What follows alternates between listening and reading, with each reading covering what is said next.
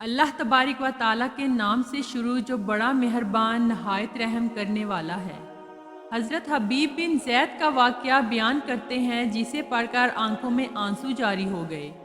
آپ بھی ایک بار لازمی سنیے گا۔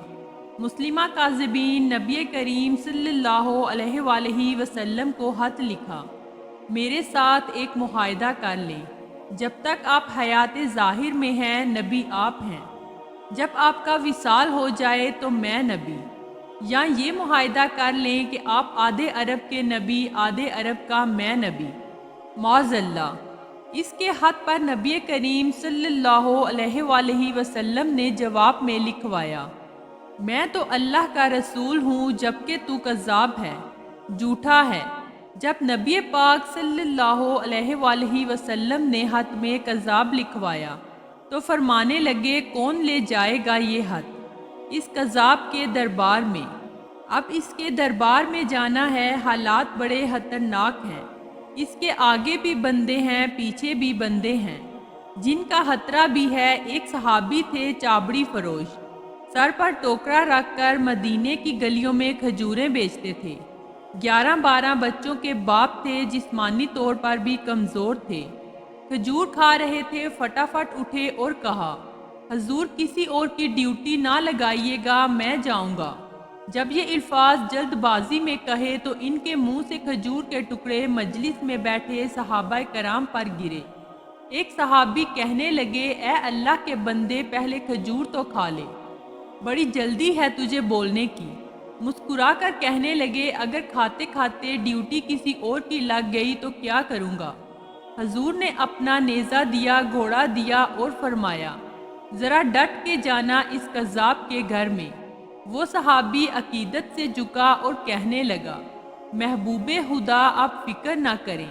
صحابہ کرام کہتے ہیں کہ وہ اس طرح نکلا جیسے جرنیل نکلتا ہے، اس کا انداز ہی بدل گیا، اس کے طور طریقے ہی بدل گئے، وہ یوں نکلے جیسے کوئی بڑا دلیر آدمی جاتا ہے۔ وہ صحابی جن کا نام حضرت حبیب بن زید تھا جب وہاں دربار میں پہنچا تو اپنا نیزہ زور سے زمین میں گاڑ دیا۔ مسلمہ ٹھٹک کے کہتا ہے، کون ہو؟ اس نے گھبراتے ہوئے فرمایا، تجھے چہرہ دیکھ کے اندازہ نہیں ہوا کہ میں رسول اللہ کا نوکر ہوں؟ ہمارے تو چہرے بتاتے ہیں کہ ہم نبی والے ہیں، تجھے پتہ نہیں چلا میں کون ہوں؟ مسلمہ کہنے لگا، کیسے آئے ہو؟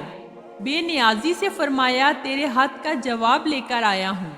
بادشاہوں کا طریقہ یہ ہوتا تھا کہ وہ خط خود نہیں پڑھتے تھے، ساتھ میں ایک بندہ کھڑا ہوتا، وہ خط پڑھتا۔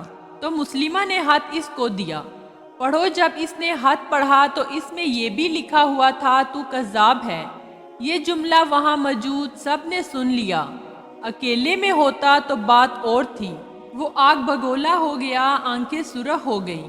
سامنے حضرت حبیب بن زید کھڑے تھے، غصے سے تلوار لے کر اٹھا اور کہنے لگا، تیرے نبی نے مجھے کذاب کہا ہے، تیرا کیا خیال ہے؟ حبیب بن زید مسکرا کر فرمانے لگے، خیال والی بات ہی کوئی نہیں، جس کو میرا نبی کذاب کہے وہ ہوتا ہی کذاب ہے۔ تو 7 سمندروں کا پانی بھی بہا دے تو بھی تیرا جھوٹ دھل نہیں سکتا۔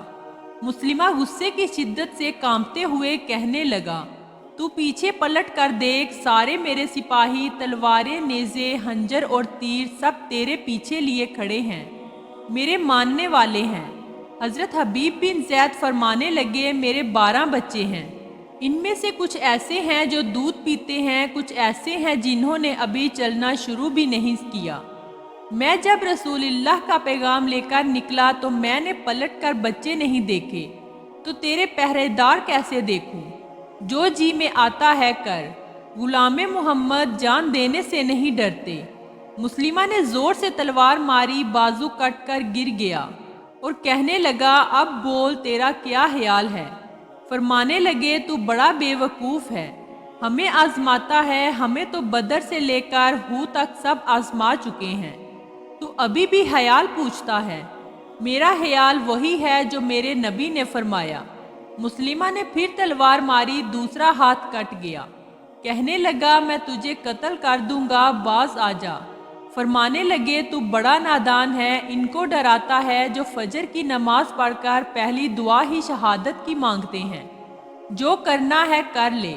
مسلمہ قذاب نے تلوار گردن پر رکھی اور کہنے لگا میں تیری گردن کاٹ دوں گا۔ حبیب بن زید فرمانے لگے کاٹتا کیوں نہیں؟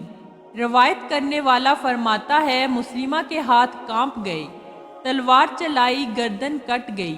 ادھر مدینے میں حضور نبی کریم صلی اللہ علیہ وآلہ وسلم کی آنکھوں میں آنسو جاری ہو گئے۔ صحابہ کرام نے پوچھا یا رسول اللہ کیا ہوا؟ فرمایا میرا حبیب شہید ہو گیا اور رب کریم نے اس کے لیے جنت کے سارے دروازے کھول دیے ہیں۔ سبحان اللہ۔